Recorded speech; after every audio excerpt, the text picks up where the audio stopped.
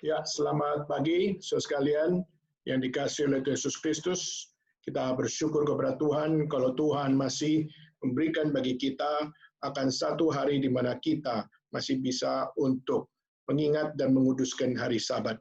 Dan kita bersyukur kepada Tuhan kalau Tuhan masih memberikan penyertaan-Nya di dalam era pandemik ini. Tuhan masih memberikan firman bagi kita untuk setiap kita terus dituntun bagaimana kita hidup, bukan sesuai dengan apa yang kita lihat, tapi kita perlu belajar bagaimana mengikuti pimpinan Tuhan, karena kita percaya seperti bangsa Israel, di mana melihat tiang awan dan melihat tiang api, di situ kita melihat pimpinan Tuhan bekerja di dalam setiap kehidupan bangsa Israel. Dan kita percaya bahwa Tuhan senantiasa memimpin kita semua, khususnya di dalam setiap perjalanan hidup kita semua, di China, di Hong Kong, di Taiwan, maupun di Indonesia, kita semua masih dapat harus bersyukur atas setiap apa yang Tuhan berikan.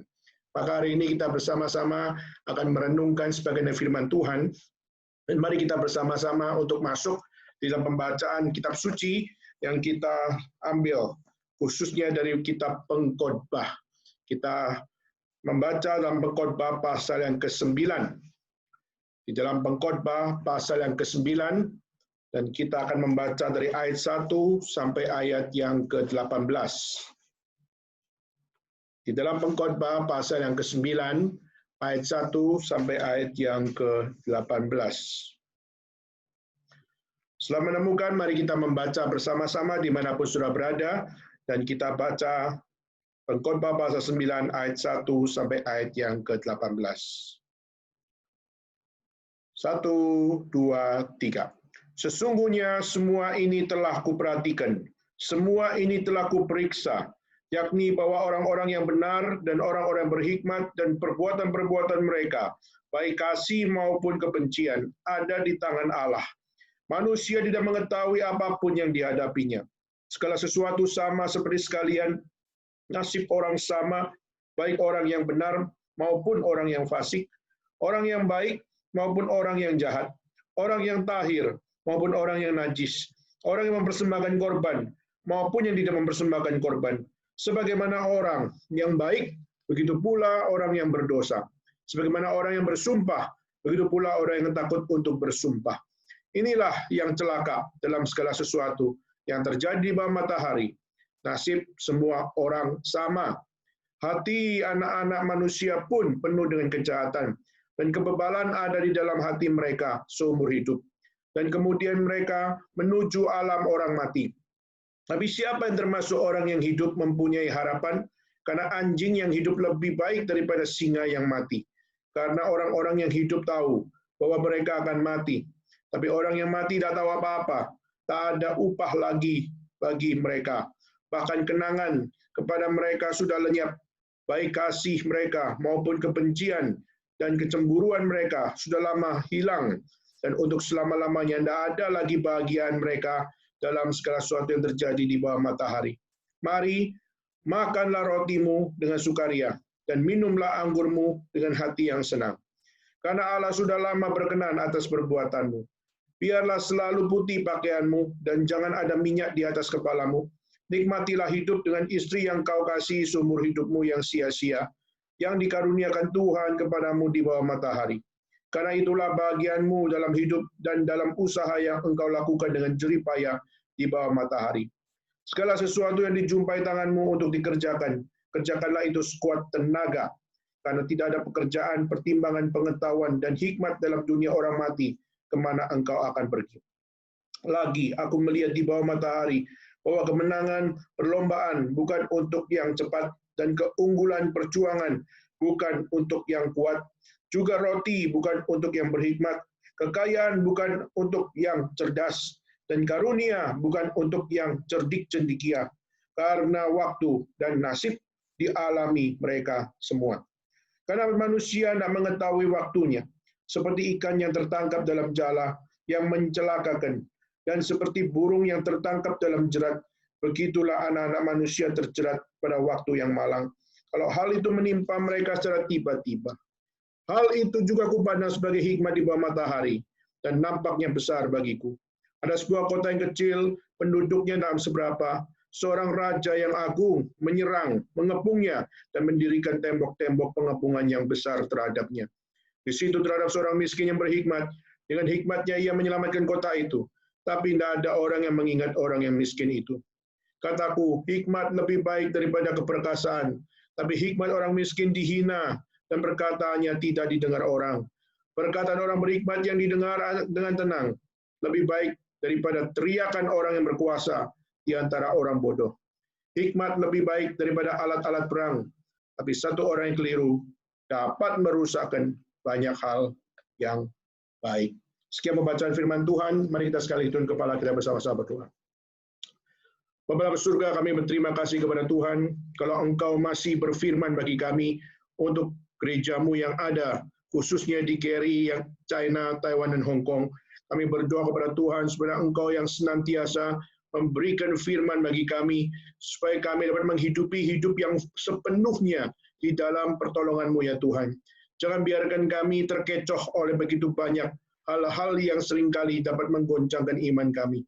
Mohon belas kasihan Tuhan, mohon tuntunan Tuhan untuk hadir bagi kami. Terima kasih ya Tuhan, kami menyerahkan pemberitaan firman Tuhan, khususnya melalui hamba-Mu yang sangat hina ini. Kiranya Tuhan yang berbelas kasihan memakai mulutnya untuk dapat menyatakan kebenaran, dan kiranya Tuhan sendiri yang berbelas kasihan kepada jemaat-Mu untuk dapat bertemu dengan Tuhan melalui setiap pemberitaan firman. Terima kasih ya Tuhan, inilah doa kami. Kami berdoa memohon kepada-Mu.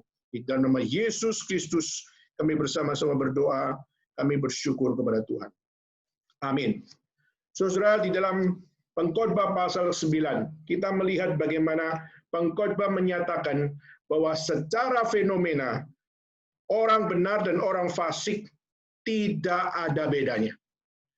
Pengkhotbah pada saat menyatakan apa yang terjadi pada orang benar, bisa terjadi pada orang fasik. Apa yang terjadi pada orang fasik, bisa terjadi pada kehidupan orang benar. Saudara, sehingga ini menjadi sesuatu perbandingan yang seakan-akan tidak adil. Bukankah seseorang melakukan kebenaran seharusnya memperoleh sesuatu yang berbeda dengan orang yang tidak melakukan kebenaran? Misalnya pada saat kita sudah melakukan sesuatu yang benar, tapi justru yang melakukannya kebenaran dibilang salah. Sehingga akhirnya yang melakukan kebenaran justru yang masuk penjara. Justru kita melihat orang melakukan kejahatan, tapi karena bisa melakukan kejahatan, tapi dia masih bisa dengan bebasnya di luar sana untuk menikmati kebebasan.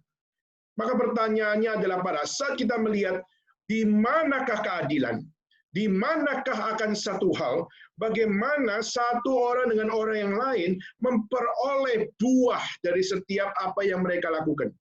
Secara fenomena pengkhotbah mengajarkan akan satu hal yang sangat pesimistik, yaitu nasib orang benar dan nasib orang fasik kelihatannya tidak ada bedanya.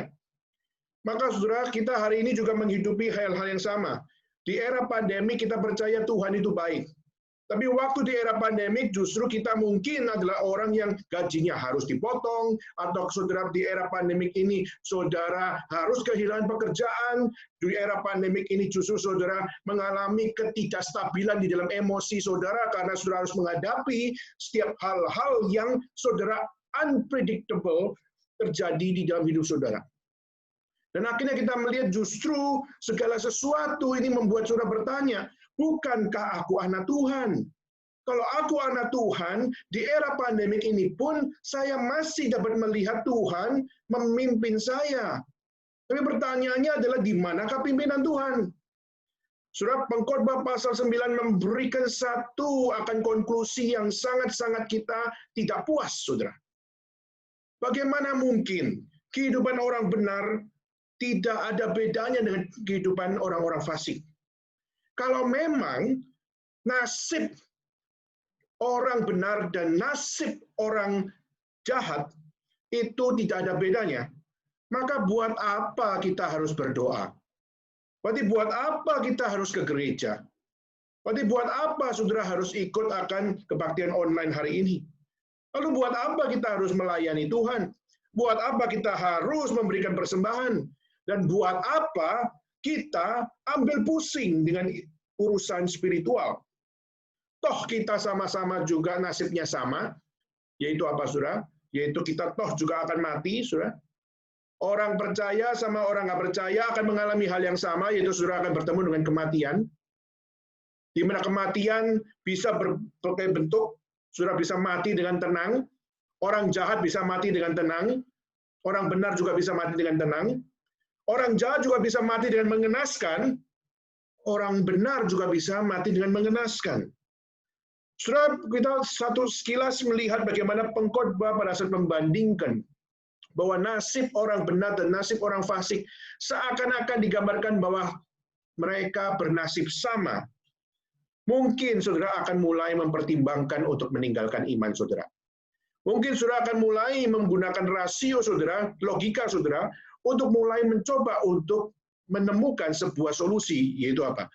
Kalau begitu, jika nasib orang benar dan nasib orang jahat sama saja, berarti hidup bukan ditentukan dari kebaikan, bukan ditentukan oleh kebenaran, bukan ditentukan oleh kejahatan.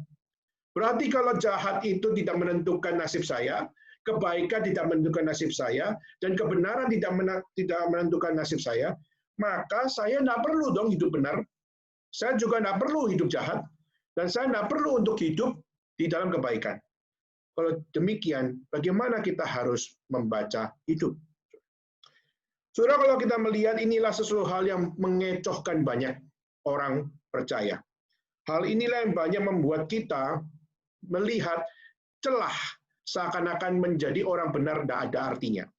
Saudara, justru kita melihat ini adalah satu fenomena di mana pengkhotbah mau mengajarkan kepada kita bahwa apa? Bahwa di satu sisi, di satu perspektif, ya, di satu perspektif bahwa nasib orang benar dan orang fasik itu kelihatannya tidak ada bedanya. Tetapi saudara, pengkhotbah kalau sudah membaca di berikut-berikutnya, sudah akan menemukan bagaimana Tuhan mau memberikan kepada kita satu iman yang realistis. Di mana di satu sisi, di dalam satu perspektif humanity, kita melihat bahwa yes, nasib orang benar dan orang fasik sama. Kenapa? Karena mereka semua adalah manusia yang sudah jatuh di dalam dosa. Meskipun sudah menjadi seorang yang percaya kepada Tuhan pun, tapi manusia yang sudah percaya kepada Tuhan pun bisa jatuh di dalam dosa. Kenapa? Karena saudara masih hidup di dalam dunia ini. Tetapi saudara, justru pengkhotbah mau mengatakan bahwa memang secara nasib orang benar dan orang fasik sama. Itu semua harus menghadapi kematian, maut harus dihadapi bersama. Tetapi orang yang takut akan Tuhan memiliki kebahagiaan yang tidak dimiliki oleh orang fasik. Maka kelebihan bagi orang benar adalah mereka punya apa yang namanya kebahagiaan. Mereka punya apa yang namanya bukan sekedar happiness, tapi mereka memiliki joy di dalam hidup mereka.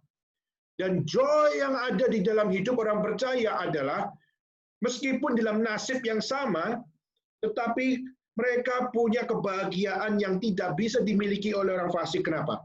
Karena mereka takut akan Tuhan.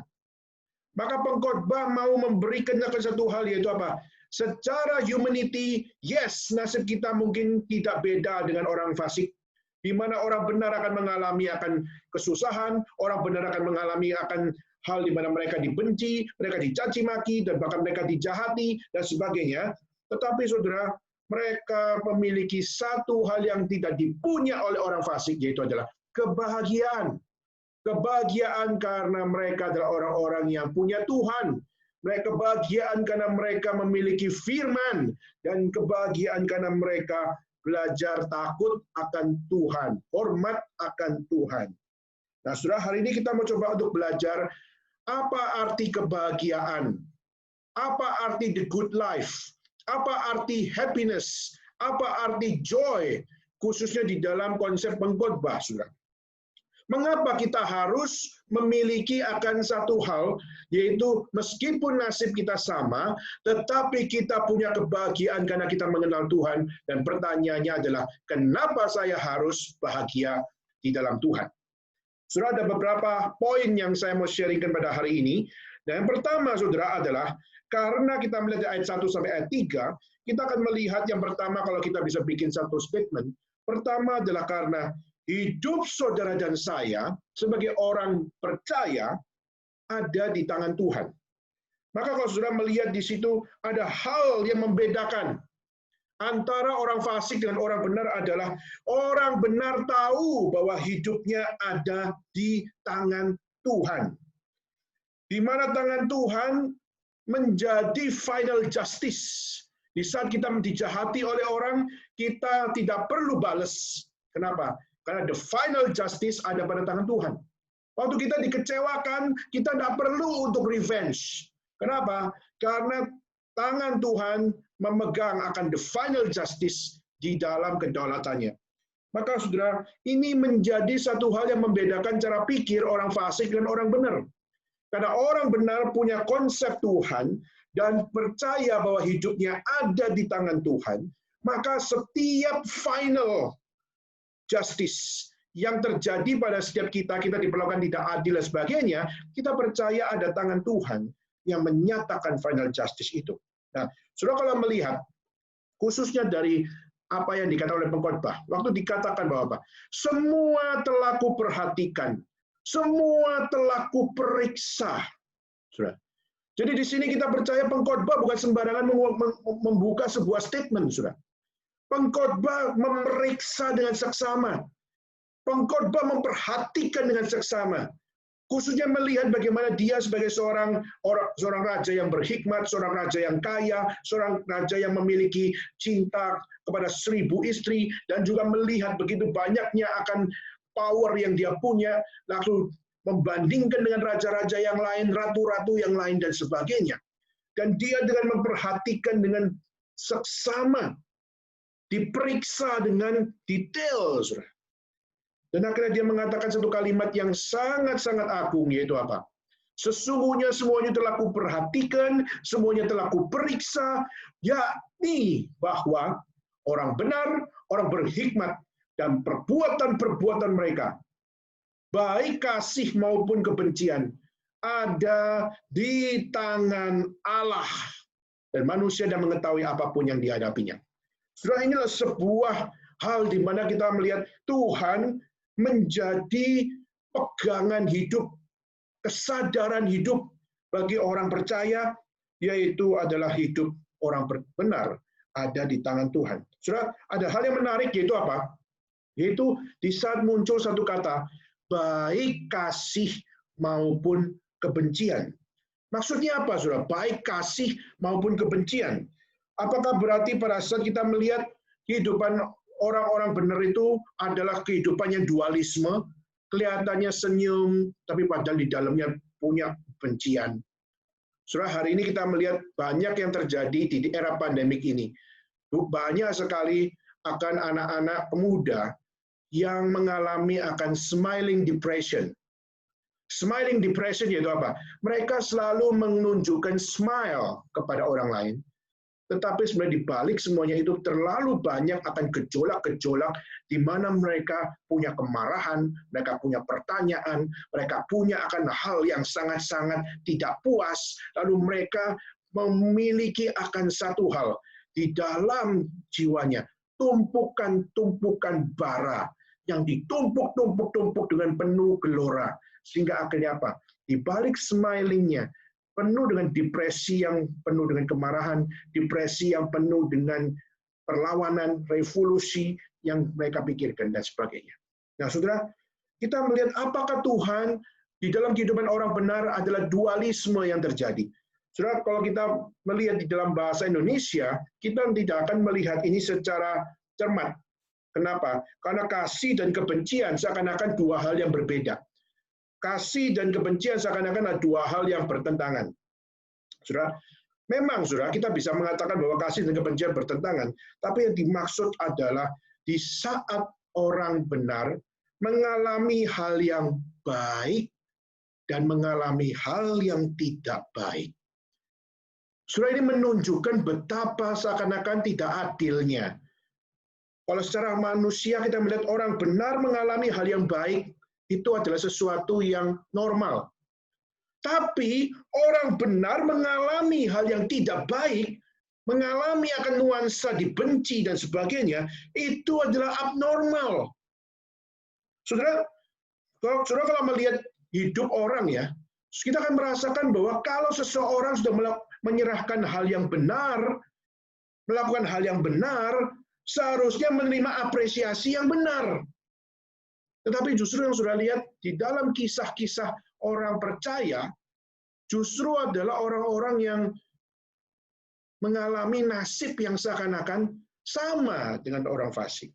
Contoh, sudah, saya baru-baru ini banyak sekali membuka akan kisah-kisah para missionary. Dan beberapa orang yang saya baca, khususnya mereka semua adalah orang-orang yang paling agung. Kenapa? Karena mereka mau menyerahkan diri menjadi missionary. Saya terakhir melihat ada seorang tokoh yang sangat-sangat dikenal di dalam sejarah kekristenan di China, yaitu Hudson Taylor. Hudson Taylor umur 17 tahun. Dia adalah seorang yang waktu sebagai anak muda, dia menyerahkan diri jadi missionary. Tetapi saudara tahu, pada saat dia menyerahkan diri menjadi missionary, yang paling menolak dia untuk menjadi missionary adalah siapa? Orang tuanya sendiri. Mamanya sendiri mengatakan, jangan kau pikir kamu menjadi missionary. Kamu adalah anakku, maka kau harus jadi orang yang berhasil.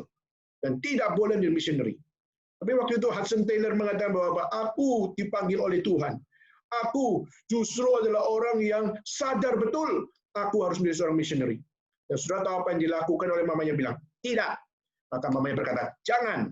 Dan waktu mamanya berkata, jangan. Saudara, disitulah kita melihat seorang Hudson Taylor, dia mempertanyakan, Tuhan, apakah sungguh panggilan ini adalah panggilan yang Tuhan berikan? Sampai saudara, di dalam beberapa tahun kemudian, akhirnya mamanya meninggal dunia. Dan waktu mamanya meninggal dunia, disitulah konfirmasi panggilan Tuhan semakin besar untuk pergi. Dan akhirnya sudah singkat cerita, dia pergi ke sana. Dan waktu dia pergi ke sana melayani Tuhan, begitu sulitnya. Sehingga apa? Akhirnya dia mengatakan, bagaimana saya bisa melayani Tuhan dalam keadaan yang sulit seperti ini. Mereka lihat saya seperti lawai, seperti setan merah. Maka mereka semua lakukan missionary seperti akan imperialisme barat. Dan akhirnya dia mengambil akan satu hal, Tuhan, bagaimana saya harus menjadi seorang yang melayani Tuhan.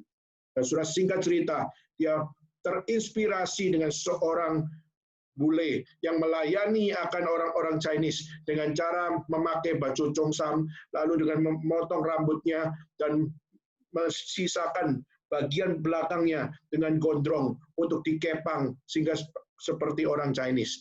Dan waktu itu banyak orang-orang Chinese menertawakan dia karena orang bule tapi pakai model kepala seperti Chinese, pakai baju seperti Chinese. Dan tetapi justru kita melihat Hudson Taylor pada saat dia menyerahkan diri jadi missionary dan dia melayani, ditertawakan banyak orang.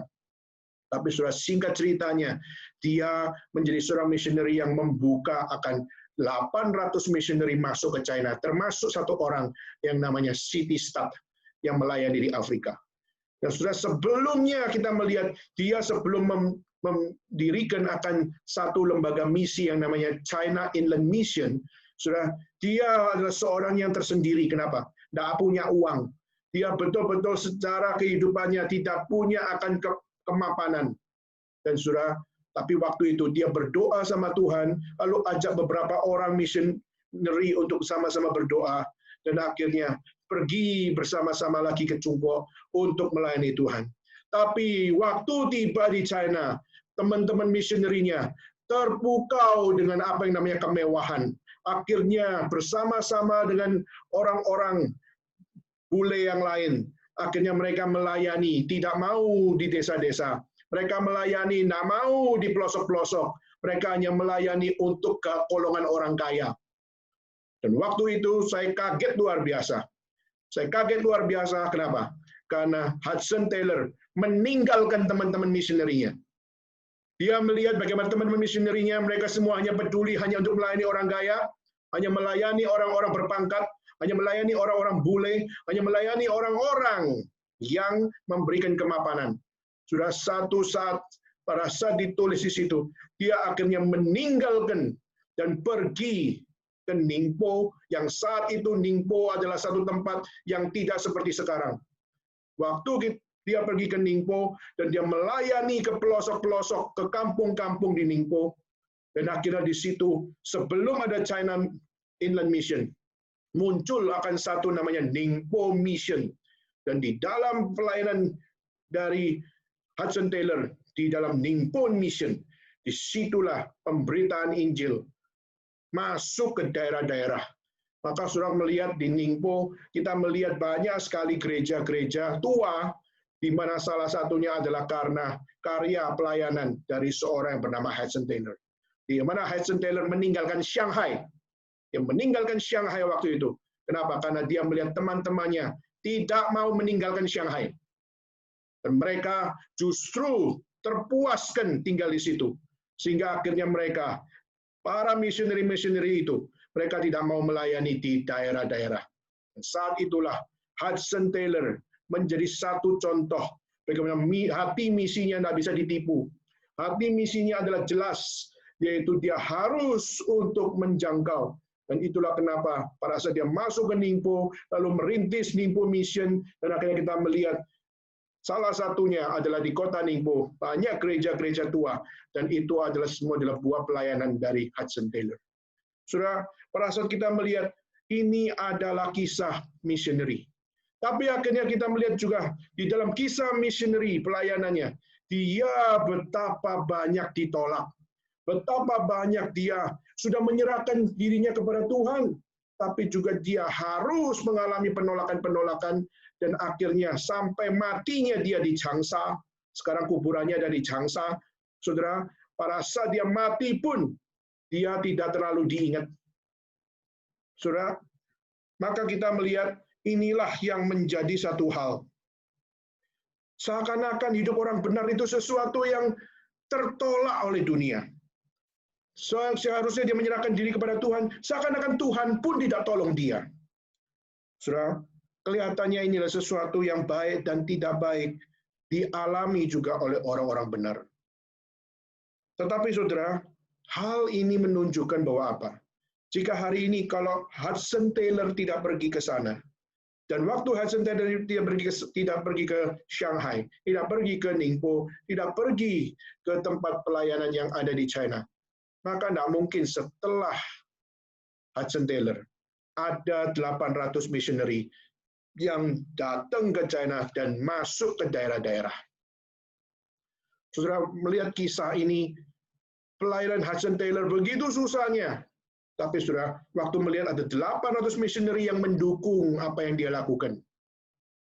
Dan masuk ke pelosok-pelosok, menunjukkan betapa pelayanan Hudson Taylor adalah pelayanan yang sangat dipakai Tuhan. Meskipun secara humanistik memahami akan apa yang dia lakukan, seakan-akan sangat kasihan. Sebelum dari Hudson Taylor, ada seorang bernama Robert Morrison. Istri saya pernah bawa saya pergi ke Macau, dan sempat bawa saya untuk lihat kepada apa yang namanya tempat dia meninggal. Dan saudara, waktu lihat ke sana, lalu mulai membaca historinya, saya kaget luar biasa. Kenapa? Robert Morrison, dia melayani untuk Guangdong, melayani untuk siapa yang namanya orang-orang yang ada di Macau, dan pada saat melayani. Saudara tahukah saudara, selama puluhan tahun tidak sampai 12 orang bertobat dari pelayanan dia. Selama puluhan tahun hanya 8 orang kira-kira yang percaya kepada Tuhan. Tetapi saudara, kalau kita melihat secara humanistik, nasib orang benar sudah diutus jauh-jauh. Tapi justru diutus jauh-jauh, doktrinnya sudah reform, sudah sampai ke sana. Justru kita melihat yang bertobat tidak sampai 12 orang. Dan waktu itu, saudara, 1 orang Chinese namanya Liang Fa. Pada saat Liang Fa bertobat, lalu akhirnya dia menjadi the first Chinese missionary yang Tuhan panggil untuk China. Maka saudara, disitulah kita melihat apa yang dilakukan oleh Robert Morrison tidak sia-sia. Kenapa? Karena Liang Fa yang akhirnya juga melayani dan dia masuk ke Guangdong dan dia bagi akan traktat begitu banyak. Untuk siapa? Untuk supaya orang-orang percaya pada Tuhan. Tapi satu sisi yang lain, Liang Fa melakukan satu hal yang begitu luar biasa. Tapi satu sisi yang lain yang terjadi itu apa? Apa yang menjadi akan traktat yang diberikan bagi orang? Disalah mengerti oleh orang. Akhirnya kita melihat seorang anak muda waktu membaca akan traktat dari Liang Fa, dan waktu dia baca lalu dia mengalami transformasi, tapi transformasinya bukan ikut cara Tuhan, tapi transformasinya adalah ikut caranya sendiri. Dan akhirnya dia menjadi seorang anak muda yang memberitakan akan Injil versinya dia, dan akhirnya dari Guangdong, Guangxi, dan akhirnya dalam 3 bulan hanya di provinsi Guangxi yang mengikut dia, mengikut Injil yang dia beritakan, itu 20.000 orang. Dan singkat ceritanya adalah dia membuat akan satu kerajaan yang namanya the Kingdom of God. Dan akhirnya pada saat dia bikin kerajaan itu, berperang dengan dinasti Qing.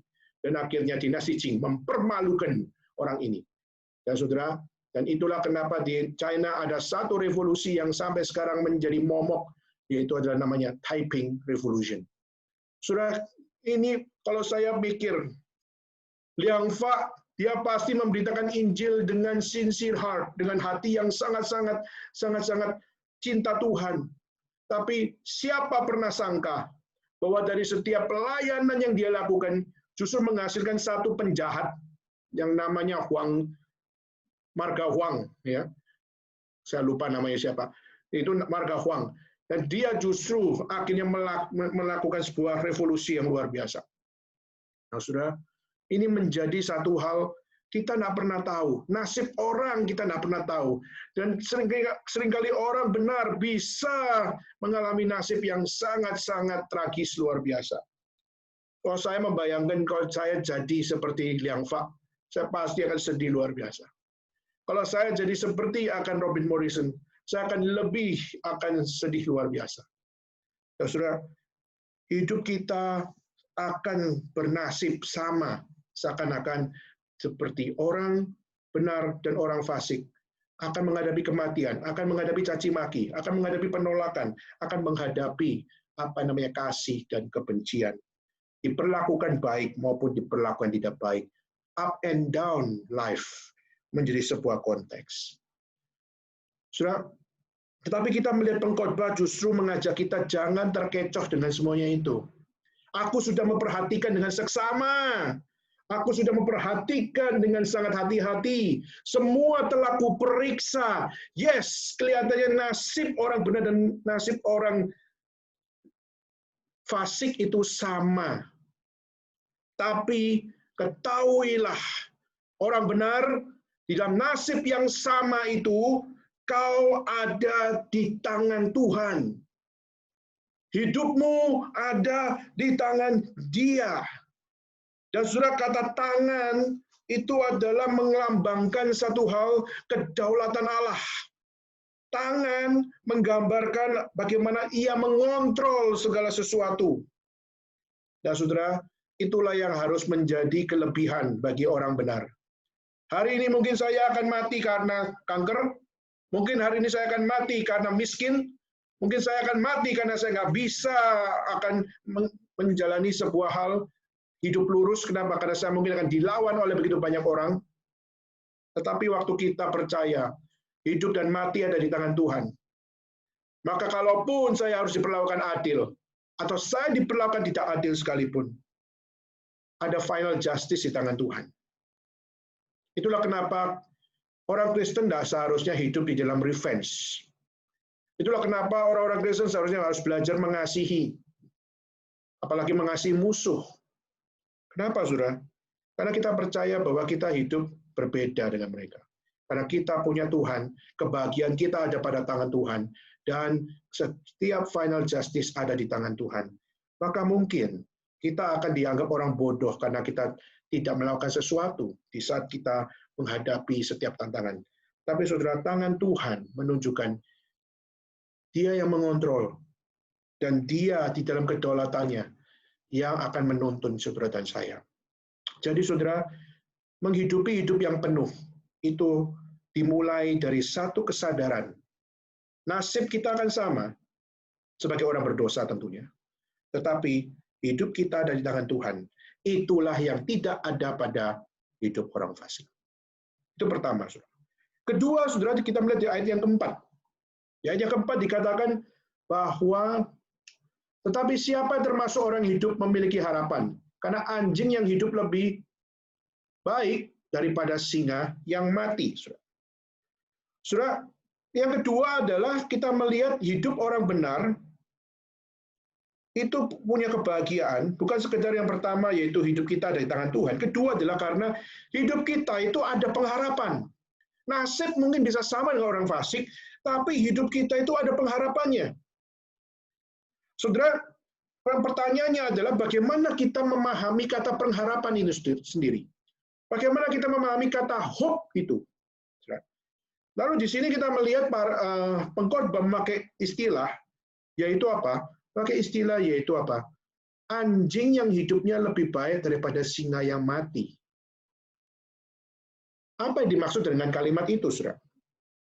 Singa seringkali dipahami sebagai satu simbol binatang yang agung karena dia punya karisma, kuat karena dia punya power, ya, dia punya akan hal yang menggelegar pada dirinya, dia punya elegan, dia punya keanggunan, dan dia punya kebuasan, ya. Sehingga kebuasannya itu bikin orang takut. Dan dia juga punya karisma yang begitu membuat akan satu hal, dia dijuluki sebagai Raja Rimba. Sedangkan anjing, istilah anjing, hari ini kalau kita melihat, ya di rumah kita ada anjing, gitu ya, lucu-lucu, lalu akhirnya kita bisa gemes sama anjing itu. Saudara, perspektif kontemporer hari ini kita melihat anjing adalah sesuatu yang lucu, sesuatu yang indah, tapi di zaman dulu, anjing itu sesuatu yang hina. Anjing itu istilah yang sangat jijik. Anjing itu sesuatu yang kotor. Anjing adalah sesuatu yang nggak ada artinya, saudara. Dan anjing itu dianggap kafir, saudara. Kalau saudara melihat di dalam tradisi orang-orang Yahudi, di Timur Tengah itu nggak ada anjing, saudara. Yang ada itu domba. Dan kalau kita melihat di dalam hutan tuh nggak ada anjing, yang ada adalah singa. Nah, saudara, orang kafir pun juga tahu bahwa singa itu adalah sesuatu yang agung. Maka itulah kenapa kita melihat dalam kerajaan-kerajaan banyak sekali simbol singa dipakai. Tetapi saudara, anjing meskipun tidak memiliki simbol yang baik, tapi kita juga melihat bagaimana anjing itu dimiliki oleh orang-orang kafir. Orang-orang Romawi itu punya anjing, saudara. Maka mereka, orang Romawi itu, di dalam makanannya, dia makan berbeda dengan orang Yahudi. Orang Yahudi makan kambing, makan domba, makan sapi. Tapi dia tidak makan babi. Kita melihat orang Romawi, mereka makan babi. Kedua, mereka tidak memelihara anjing. Karena mereka sangat takut dengan air liur anjing. Tapi justru kita melihat di dalam Romawi, mereka sangat menghormati anjing, dan sebagainya. Nah, pertanyaannya adalah apa? Kenapa si pengkhotbah memakai istilah lebih baik anjing yang hidup daripada singa yang mati? Sebenarnya pengkhotbah mau membicarakan apa, saudara? Kalau kita melihat sebenarnya yang mau dikatakan yaitu, apa artinya engkau adalah orang yang agung, engkau orang yang hebat, engkau orang yang punya gelar banyak, atau engkau orang yang baik, engkau yang punya pengalaman banyak, engkau yang elegan, tapi kamu mati. Meskipun anjing itu kelihatan gambarkan kurus, kotor, hina di zaman dulu ya. Tetapi saudara, di saat masih ada kehidupan, itu berarti tetap masih ada pengharapan. Saudara, ini adalah satu istilah yang dipakai oleh pengkhotbah untuk menggambarkan kepada saudara dan saya bahwa apa? Saudara, kita nggak perlu untuk berdebat tentang mana yang agung, mana yang nggak agung. Kita nggak perlu berdebat tentang apa yang namanya kuat dan apa yang nggak kuat, lemah. Kita nggak perlu untuk berdebat dengan apa yang namanya jijik dan apa yang namanya bersih. Semua bisa berdebat tentang soal itu. Tapi pertanyaan, do you have life or not? Kamu punya kehidupan atau tidak? Saudara, kata tetap ada pengharap, tetap hidup itu menunjukkan bahwa adanya pengharapan. Nah, saudara, pengkhotbah tentu saja bukan sekedar bicara tentang secara fisikal. Hidup itu bukan dipahami hanya secara fisikal. Tapi bagaimana kalau hidupmu adalah hidup yang sudah mengalami pengharapan, maka apa? Berapa banyak masalah yang kamu hadapi, berapa banyak diri kita disakiti, jangan ditipu oleh dunia untuk ikut-ikutan. Tetapi kalau sudah kita mengalami apa namanya pengharapan, kita dihidupkan di dalam Tuhan, kalau kita pakai istilah lebih rohani, seberapa panjang dan seberapa pendek hidupmu, saudara tidak akan kecewa dan saudara nggak akan putus asa. Kenapa? Karena saudara tahu hidup sudah di tangan Tuhan, dan hanya di dalam Tuhan saja saya punya pengharapan. Saudara, waktu kita bisa habis, harta kita bisa habis, dan kita bisa hidup tidak punya apa-apa lagi. Tetapi saudara, lebih baik waktu sudah habis, harta sudah lenyap, tidak punya apa-apa lagi. Itu nggak apa-apa. Kenapa? Karena di saat kau masih hidup, saudara masih bisa start dari awal. Kecuali waktu-waktu sudah habis, harta sudah lenyap, tidak punya apa-apa lagi, mati, itu baru apa-apa namanya. Tapi waktu sudah habis, harta sudah habis, prestasi sudah habis, tidak punya apa-apa lagi, tapi waktu saudara masih hidup, itulah hope, itulah pengharapan. Kenapa? Karena saudara masih bisa start dari awal. Saudara masih bisa mulai dari awal. Jadi, nggak usah khawatir, saudara, kalau masih ada kehidupan, waktu menghadapi begitu banyak pertantangan-tantangan yang ada di depan, waktu saudara masih bisa menjalankan apa yang namanya sebuah kehidupan, itu berarti masih ada pengharapan. Maka itulah kenapa, saudara, kadang-kadang kalau kita sudah berjuang, lalu tiba-tiba waktu jam perjuangan saudara akhirnya jatuh.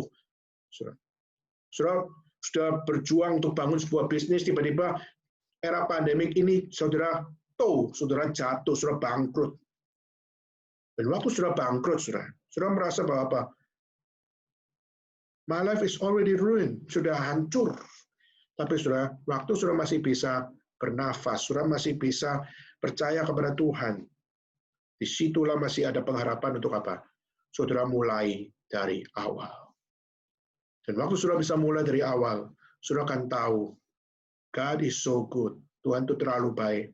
Masih memberikan kepada kita untuk kekuatan untuk memulai dari awal. Orang fasik mungkin akan memilih untuk apa? Tidak mau lagi bunuh diri. Tetapi justru kita melihat orang benar, waktu mengalami nasib yang sama seperti orang fasik, kita justru adalah orang yang bahagia. Karena tangan Tuhan adalah tempat kita. Dan kalau Tuhan masih memberikan pengharapan bagi kita, maka kita masih bisa melihat Tuhan bekerja dalam diri kita. Itu hal yang kedua yang pengkhotbah katakan. Dalam ayat yang keempat. Lalu saudara yang ketiga, ya, saya ada 5 poin hari ini, dan saya hari ini usahakan untuk tidak terlalu panjang. Ketiga yaitu adalah kebahagiaan, bukan cuma sekedar karena hidup kita di tangan Tuhan, lalu hidup kita punya pengharapan di dalam Tuhan. Ketiga adalah karena kita memiliki sukacita di dalam contentment-nya Tuhan. Kita memiliki sukacita, joy, di dalam perkenanannya Tuhan. Nah, saudara, itu adalah sebuah karunia.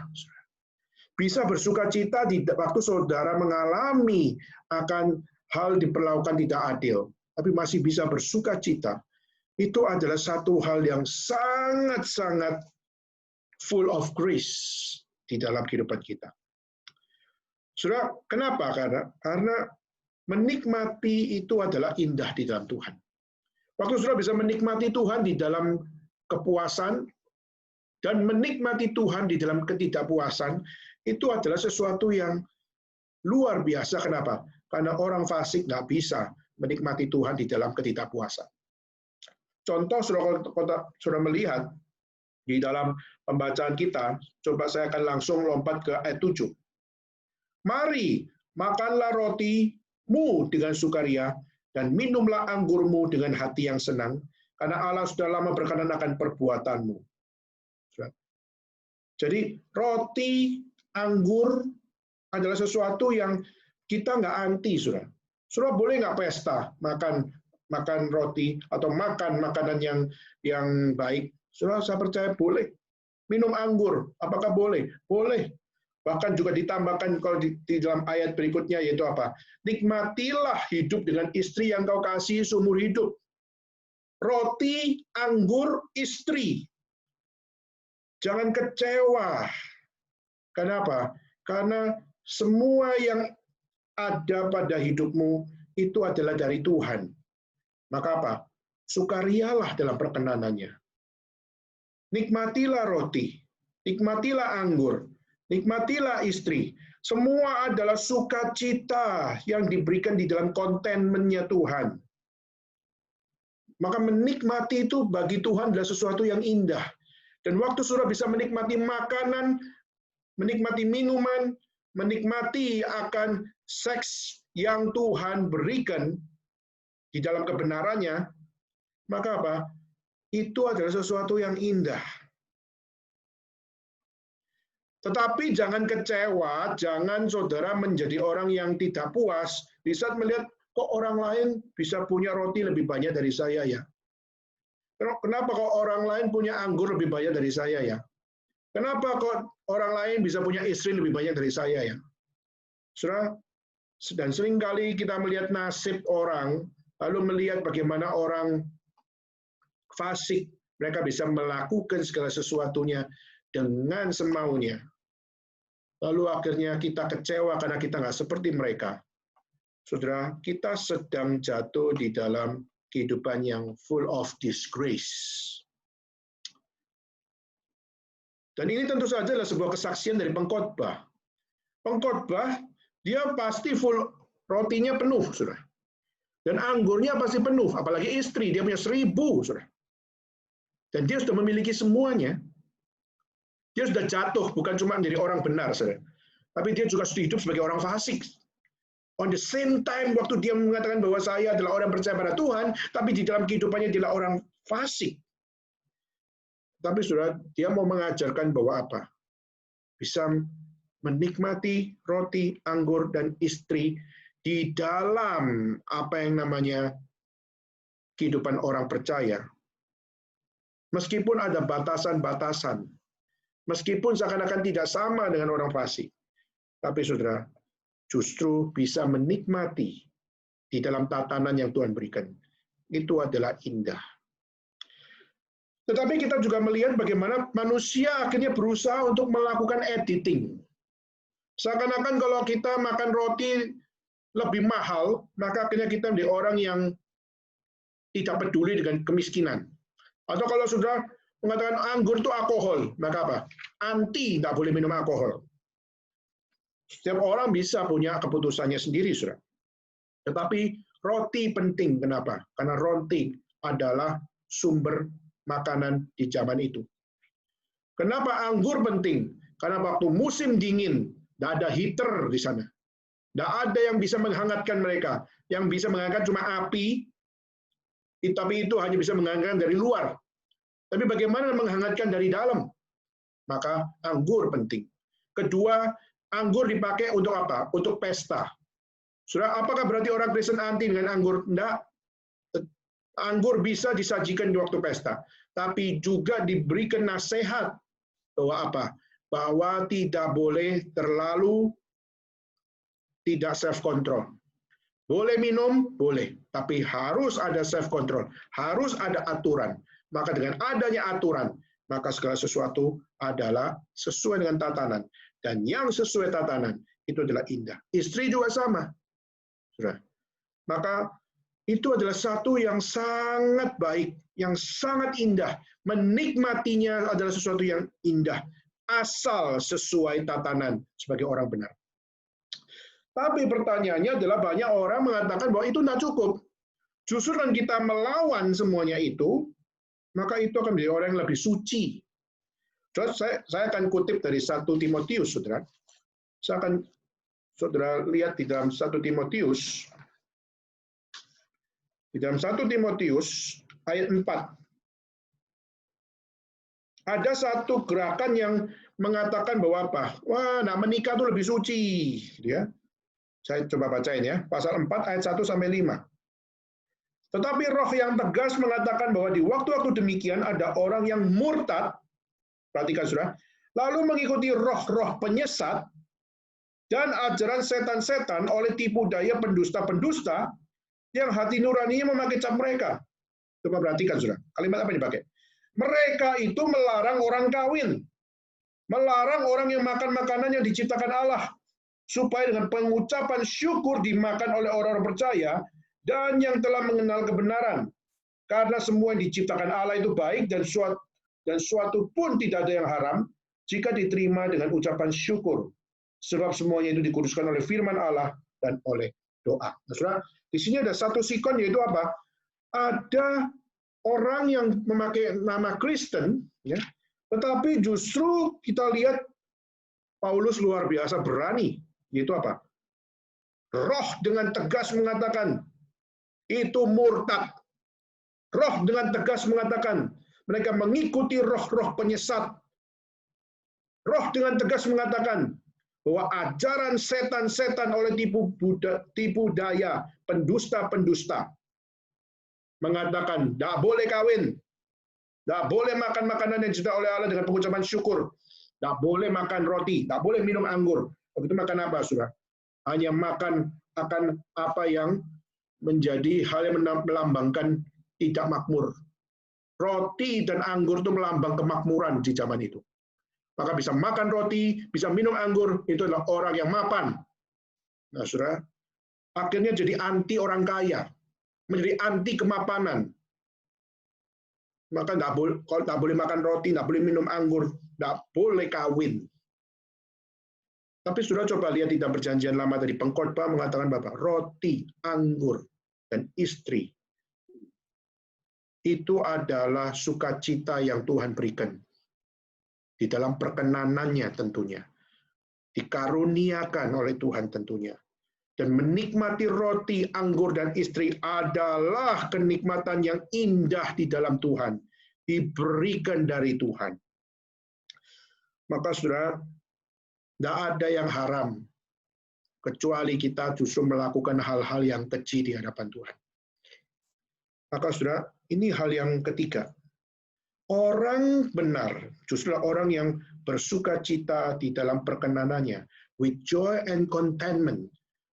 Semua adalah blessing dari Tuhan, dan dinikmati dengan ucapan syukur. Jadi jangan mengatakan tidak boleh menikah. Kenapa? Karena menikah itu adalah dari Tuhan kok.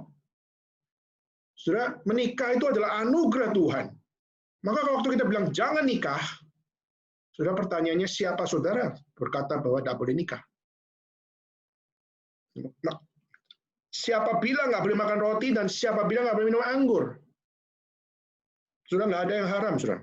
As long as semua di dalam ucapan syukur, as long as semua adalah kembali mengikuti tatanan Tuhan, dan berdoa memohon hikmat Tuhan. Maka saudara, hidup kita hari ini mungkin akan menjadi satu hidup yang hari ini sangat-sangat kontroversial. Kenapa? Mungkin kita hari ini punya roti, kita punya anggur, kita punya istri, tapi kita nggak punya ucapan syukur. Sehingga hidup kita sama dengan orang fasik, kehilangan kebahagiaan. Kenapa? Karena kita nggak punya ucapan syukur atas setiap karunia Tuhan. Kita mungkin akan berkata bahwa oh semua ini adalah alamiah. Nggak perlu kaitan dengan ucapan syukur kepada Tuhan. Saudara, tanpa ucapan syukur kepada Tuhan, kehidupan saudara tidak mungkin akan menikmati joy and contentment. Maka saudara, pengkhotbah very serious about this. Sangat serius. Untuk menunjukkan betapa hidup orang benar, meskipun nasibnya mungkin sama seperti orang fasik, tapi hidup orang benar di tangan Tuhan, hidup orang benar ada pengharapan, dan hidup orang benar ada sukacita di dalam ucapan syukur, di dalam contentment-nya Tuhan. Maka ini menunjukkan betapa hidup orang benar truly different di dalam perspektif Tuhan Allah. Jadi saudara, kalau kita bisa mengatakan bahwa perspektif adalah hal yang terjadi. Orang fasik hanya perspektifnya hidup di dalam dirinya. Tapi justru kita melihat orang benar justru memiliki diri, tapi perspektifnya bukan perspektif diri. Tapi perspektifnya adalah mengikuti Tuhan. 2 poin terakhir, yaitu apa, saudara? Yaitu adalah ayat 9 dan ayat yang ke-8.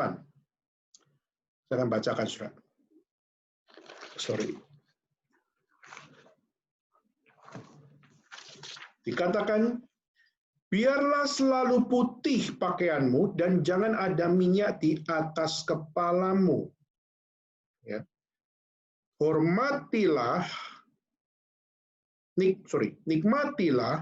hidup dengan istri yang kau kasih seumur hidup yang sia-sia, yang dikaruniakan Tuhan kepadamu di bawah matahari, karena itulah bagianmu dalam hidup dan dalam usaha yang engkau lakukan dengan jerih payah di bawah matahari. Nah, saya concern di ayat yang ke-8. Biarlah selalu putih pakaianmu dan jangan ada minyak di atas kepalamu. Apa artinya, saudara?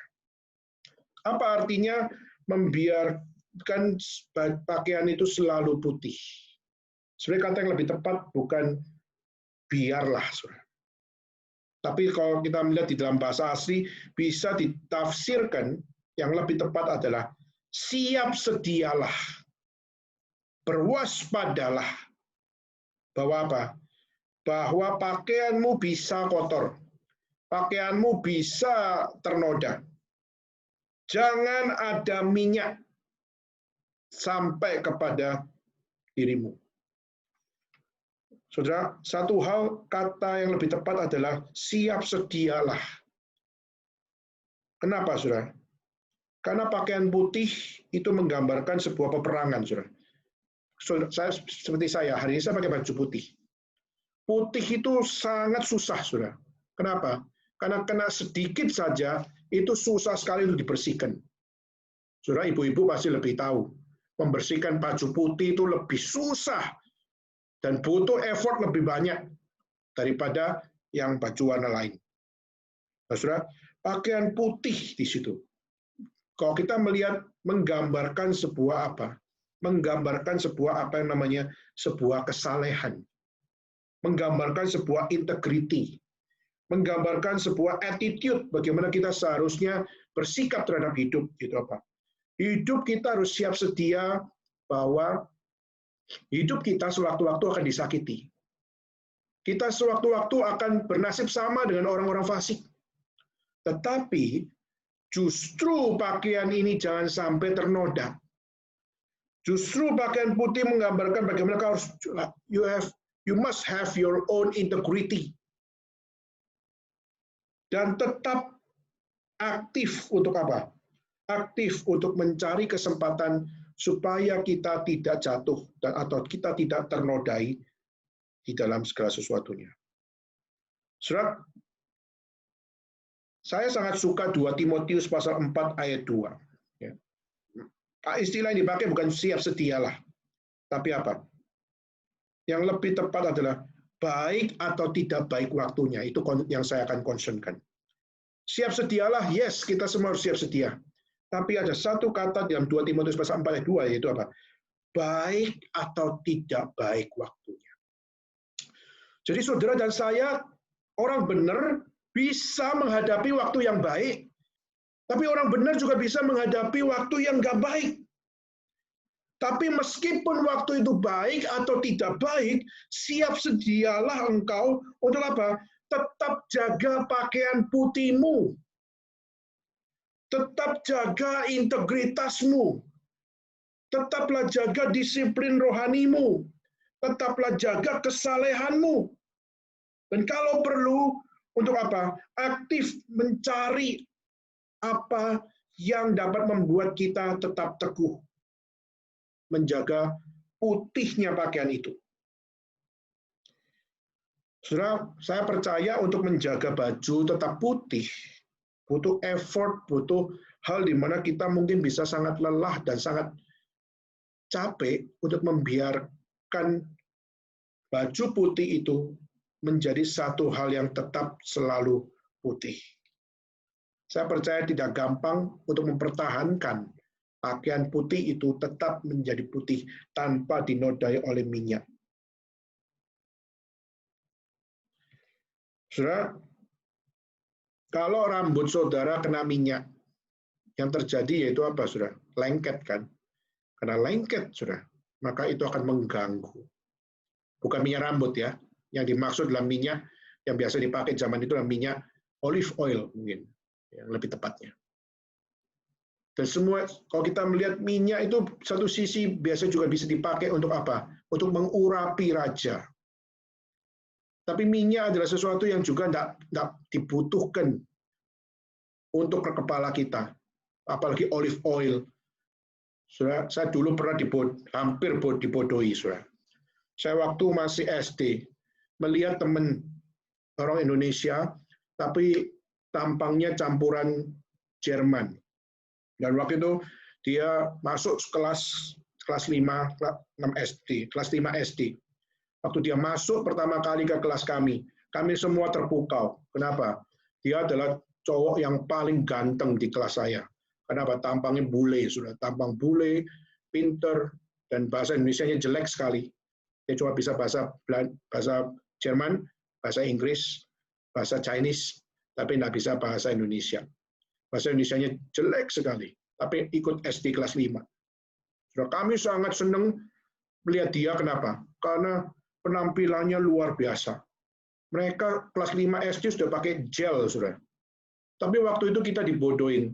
Besok rambutmu kok bisa begitu ya? Goblok banget ya. Semua tanya, rambutmu kok bisa bagus begitu ya? Rambutmu kok bisa naik begitu ya? Pak, gimana caranya? Dia goblokin kita dengan apa? Saya kalau setiap pagi masak minyak, lalu minyaknya ditempel di kepala, lalu akhirnya disisir-sisir. Oh gitu ya, saya hampir melakukannya. Akhirnya papi saya marahin, ya papi saya marahin. Ngapain kamu di dapur? Bilang, minyak. Buat apa?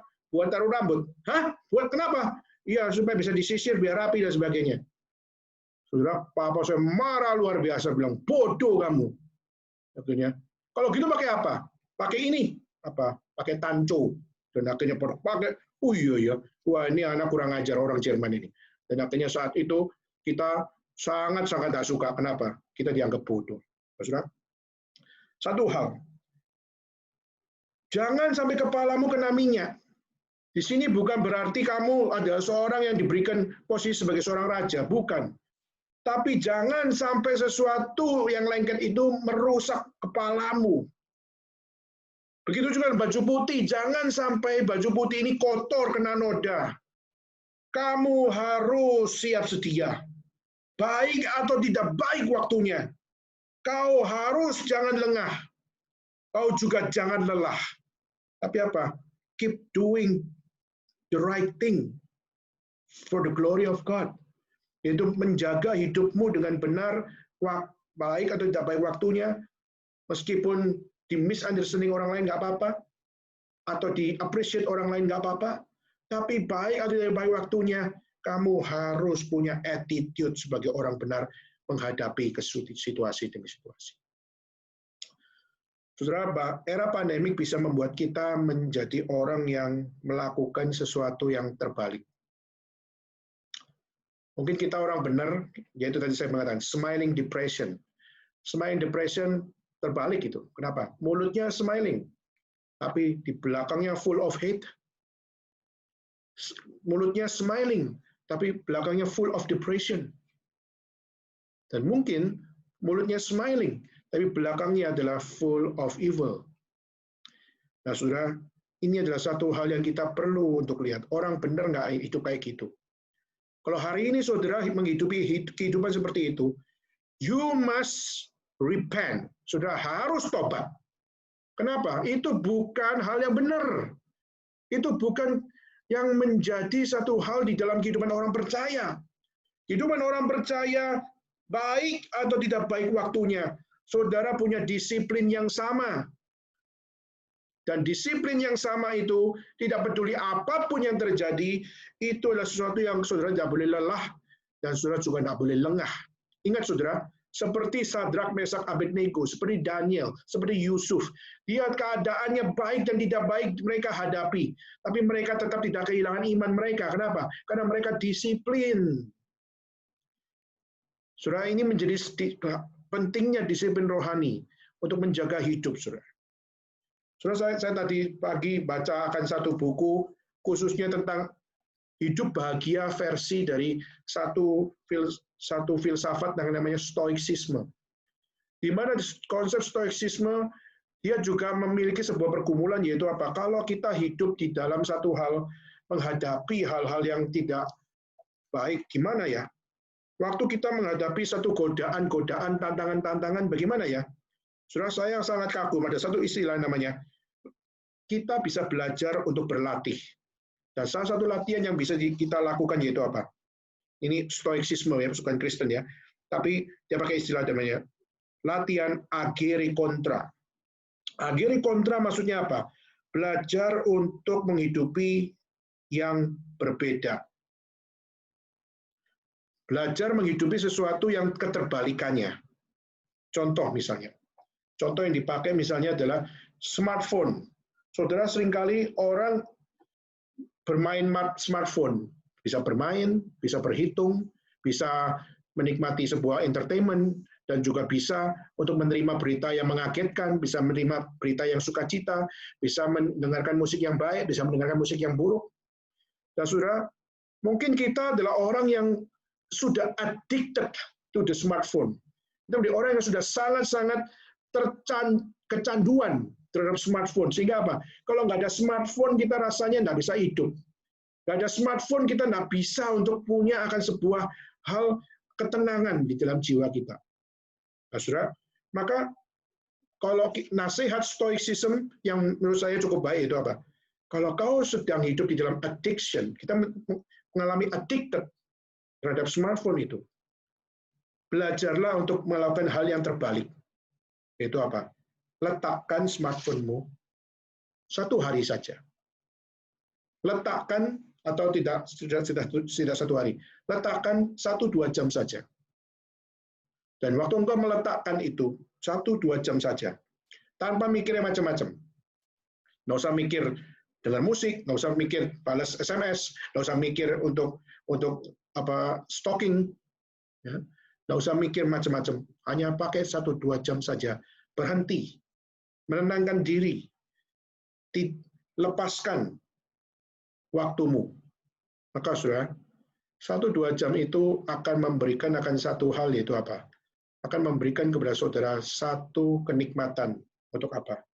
Kenikmatan untuk tidak addicted. Saudara, kalau ada orang yang sampai mengganti smartphone-nya dengan mengganti kembali kepada zaman Nokia, yang cuma bisa cek SMS, dan dia mengatakan hidup saya lebih baik daripada pakai smartphone. Bukan berarti saya hari ini mengajak saudara untuk kembali kepada Nokia style, ya.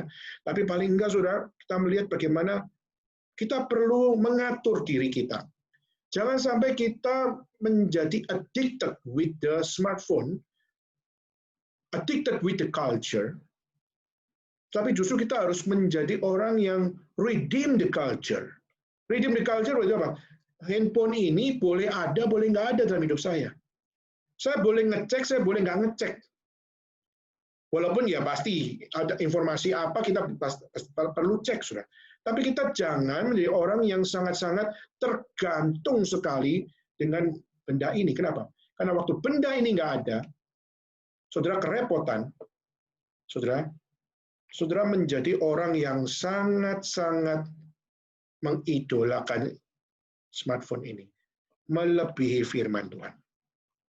Saya ingin tanya, kalau saudara nggak bawa Alkitab, lupa bawa Alkitab, apakah saudara punya gregetnya sama dengan waktu saudara lupa bawa handphone? Saudara bawa handphone dengan saudara bawa Alkitab. Waktu ketinggalan handphone dan waktu saudara ketinggalan Alkitab, mana yang lebih cincang? Mana yang lebih membuat saudara stres? Saya percaya, sejujur-jujurnya, ketinggalan handphone jauh lebih stres daripada ketinggalan Alkitab, bukan? Saudara, begitulah hidup. Hidup kita perlu untuk apa? Hidup kita perlu bukan hanya sekedar bergantung kepada kehidupan yang ditatan oleh yang namanya duniawi. Tapi kita perlu untuk mengambil langkah ekstrim kalau perlu. Untuk apa? Untuk berkata bahwa saya mau ikut yang old style. Saya mau ikut gaya yang lebih ortodoks untuk menghidupi sebuah kehidupan. Contoh, saudara.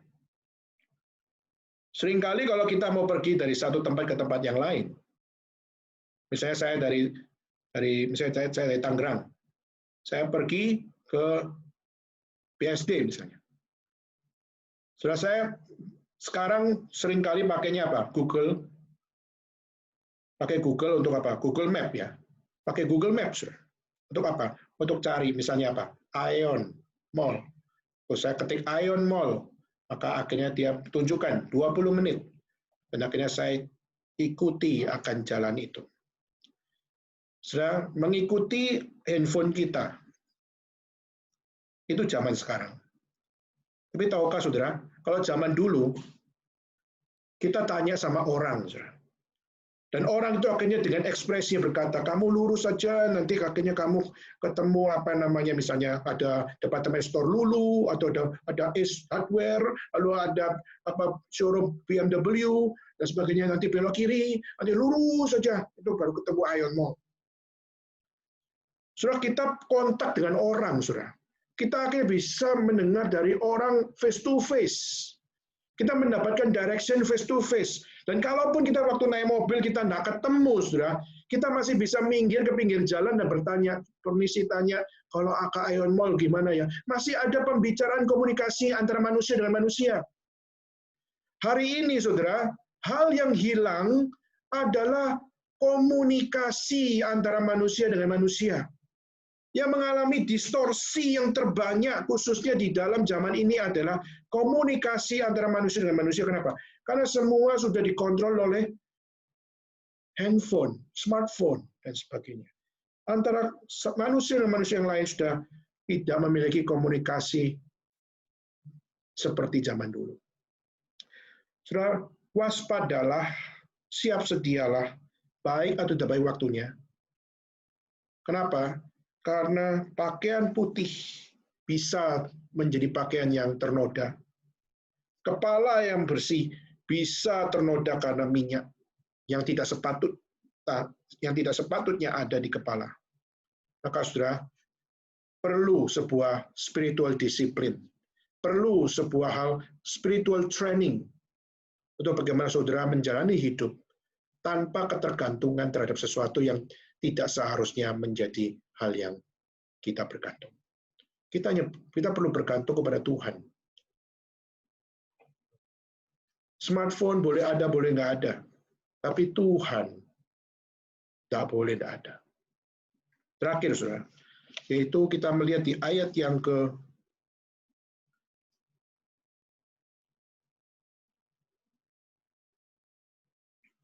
sebentar ya. Oke. Ayat yang ke-11 dan 12. Lalu aku melihat di bawah matahari kemenangan, yang cepat, keunggulan perjuangan, bukan untuk yang kuat, roti, bukan untuk yang berhikmat, kekayaan, bukan untuk yang cerdas, karunia, bukan untuk yang cerdik, cendekia, karena waktu dan nasib dialami mereka semua. Karena manusia tidak mengetahui waktunya. Oke, lalu saya akan lompat, saudara. yaitu di ayat yang ke-10. Segala sesuatu yang dijumpai tanganmu untuk dikerjakan, kerjakanlah itu sekuat tenaga. Karena ada pekerjaan, pertimbangan, pengetahuan, dan hikmat dalam dunia orang mati. Kemana engkau akan pergi. Yang terakhir adalah, orang benar memiliki sebuah kelebihan yang tidak dipunyai oleh orang fasik, yaitu apa? Yaitu melihat di bawah matahari ini, kita melihat bagaimana banyak sekali roti, kekayaan, dan karunia, lalu juga melihat nasib, melihat waktu, dan melihat kemenangan, semua seakan-akan menjadi sesuatu yang bisa ada, bisa tidak ada di dalam hidup kita. Semua orang pasti mau menang, tapi kadang-kadang kita waktu sebagai orang benar pun, kita tidak mendapatkan kemenangan itu. Saudara, menjadi seorang, misalnya kita menjadi seorang bisnismen, saya ingin menjadi seorang bisnismen Kristen yang berhasil. Oke, saudara, it's a good goal, saudara. Tapi pertanyaannya, berhasil itu apa? Apakah berhasil adalah saudara harus jadi bilioner? Apakah berhasil adalah saudara harus menjadi orang nomor 1 di Indonesia? Ya boleh juga, saudara. Tapi pertanyaannya, kalau nggak jadi nomor 1 gimana? Apakah dengan tidak menjadi nomor 1 di dunia, saudara mempermalukan nama Tuhan? Apa arti sukses, saudara? Apa arti berhasil? Apa arti hidup sebagai orang benar, saudara?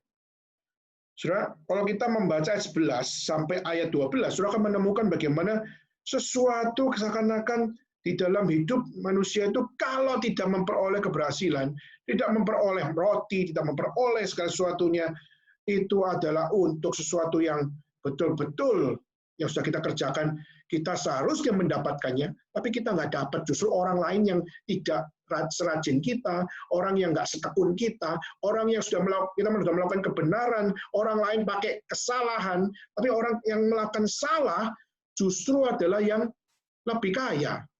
Ya. Tetapi justru kita melihat di sini apa yang dikatakan oleh pengkhotbah. Segala sesuatu yang dijumpai tanganmu untuk dikerjakan, kerjakan itu dengan sekuat tenaga. Tuh, satu sisi Tuhan minta hasil, saudara. Tapi Tuhan tidak tergantung dengan hasil. Hari ini kalau kita mengatakan berkeberhasilan itu ditentukan oleh apa? Ditentukan dengan hasil. Ya kan? Tapi saudara, kalau kita melihat yang dilakukan oleh pengkhotbah adalah segala sesuatu yang dijumpai tanganmu dikerjakan, kerjakanlah itu sekuat tenaga, karena sampai pada dunia orang mati, kamu nggak akan bisa melakukannya lagi. Cuma itu yang ditekankan. Lakukan yang terbaik, karena waktu kamu mati, kamu nggak bisa melakukannya lagi. Lakukan itu sekuat tenaga, do the best. Saudara, ini adalah sesuatu yang ditekankan, melakukan yang terbaik. Melakukan yang terbaik bagi Tuhan. Ini adalah etos kerja orang Kristen, saudara. Etos kerja orang Kristen adalah apapun yang kamu perbuat, perbuatlah dengan segenap hatimu seperti untuk Tuhan dan bukan untuk manusia. Ini saya kutip dari Kolose pasal 3, 23. Yang seharusnya waktu kita melakukan, kita mungkin tidak tahu hasilnya apa yang akan terjadi, tapi lakukan yang terbaik seperti untuk Tuhan, maka itu adalah sesuatu yang Tuhan mau. Saya waktu membayangkan ya, seperti tadi saya baca buku-buku orang-orang yang menjadi missionary. Sebelum No Manson pergi ke Tanah Batak, itu sudah beberapa keluarga pergi ke Batak, ke Tanah Batak. Dan di Tanah Batak di situ sebelum No Manson itu sudah berapa banyak orang yang mati dan dimakan. Saudara, waktu membayangkan itu saya pikir, apa yang salah pada hidup para misioneri? Kenapa No Manson bisa hidup dikenal sebagai seorang misioneri yang membawa Tanah Batak kepada Kristus? Kenapa yang sebelumnya itu yang sudah sampai berangkat jauh-jauh dari Jerman, berangkat jauh-jauh dari Belanda, waktu datang ke tanah pelayanan, dan akhirnya direnggut nyawanya, nama pun tidak terdengar. Saudara, saya waktu membaca kisah-kisah seperti ini, Saya juga merasa unfair, saudara. Ini dunia pelayanan loh.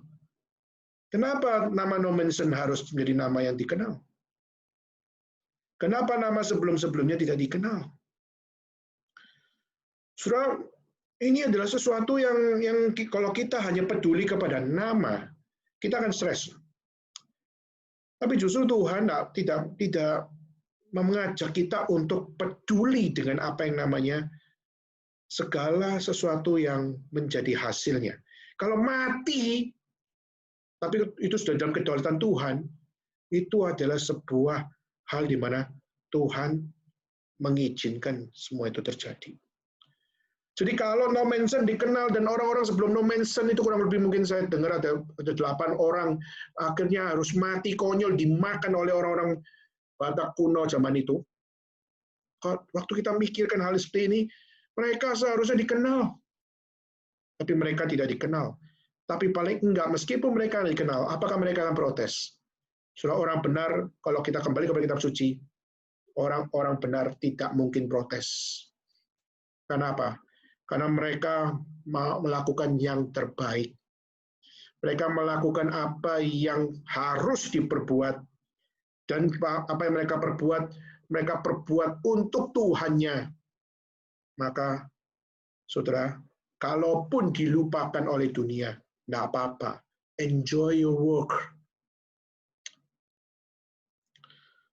Saudara, kenapa kita mesti enjoy your work? Or enjoy our work. Melakukan yang terbaik. Kalau Tuhan masih berikan pengharapan bagi kita, Tuhan masih berikan akan hal di mana waktu untuk kita bisa melakukan yang terbaik. Enjoy your work. Apa yang kau bisa perbuat. Kenapa, saudara? Kalau kita melihat ayat 11-12, yang tadi kita sudah baca, menggambarkan ability manusia bukan guarantee sebuah kesuksesan. Nanti sudah baca sendiri ya, ayat 11 dan 12. Dan ayat 13-18 menggambarkan my opportunity, kesempatan dan kesempatan yang ada, yang saudara bisa kejar, yang saudara bisa dapatkan, itu pun juga bukan guarantee, di mana saudara bisa sukses. Maka saudara, kesuksesan itu bukan enjoyment di dalam kehidupan yang sejati. Tetapi kita perlu melihat menjadi anak Tuhan yang percaya kepada Tuhan, maupun saudara bisa kaya, maupun saudara tetap miskin sebagai orang yang percaya pada Tuhan. Tapi waktu saudara percaya hidupmu ada di tangan Tuhan, waktu saudara masih percaya bahwa hidupmu ada pengharapan di dalam Tuhan, waktu saudara bisa bersuka cita di dalam setiap apa yang ada pada hidup saudara, dan saudara tetap menjaga hidup suci, dan saudara tetap melakukan yang terbaik apapun yang terjadi, baik atau tidak baik waktunya, maka bisa mempercayai Tuhan dalam hidup saudara. Itulah wisdom yang sebenarnya. Jadi, menghidupi kehidupan yang penuh itu nggak macam-macam, saudara. Menghidupi hidup yang penuh itu adalah di saat kita percaya, menyerahkan hidup saudara total kepada Tuhan, dan waktu segala era bisa berganti-ganti. Tapi waktu Tuhan masih tetap memberikan akan satu direction of life bagi kita. Saudara, kita adalah orang yang patut bersyukur kalau Tuhan masih mengasihi kita, menuntun hidup saudara dan saya sampai pada akhir hidup kita. Pertanyaannya adalah, apakah saudara, do you care about this? Apakah saudara peduli untuk mau hidup sebagai orang benar? Yang mungkin nasibnya sama dengan orang fasik, tapi kelebihan-kelebihan yang ada pada orang benar itu membuat kita menghargai every minute, every second of life kita adalah dari Tuhan. Kiranya Tuhan memberkati kita semua. Mari kita sama-sama melakukan yang terbaik bagi Tuhan. Karena setiap kesempatan yang Tuhan berikan, semua adalah anugerah Tuhan. Dan kiranya Tuhan memaksimalkan saudara dan saya melakukan yang terbaik dan memperbuatnya seperti bagi Tuhan. Mari kita bagi berdiri bersama-sama dan mari kita bersama-sama berdoa. Bapa dalam surga, kami berterima kasih kepada Tuhan. Kalau Tuhan adalah Allah yang senantiasa berfirman bagi kami. Kami bersyukur kepada Tuhan kalau Engkau begitu baik bagi kami.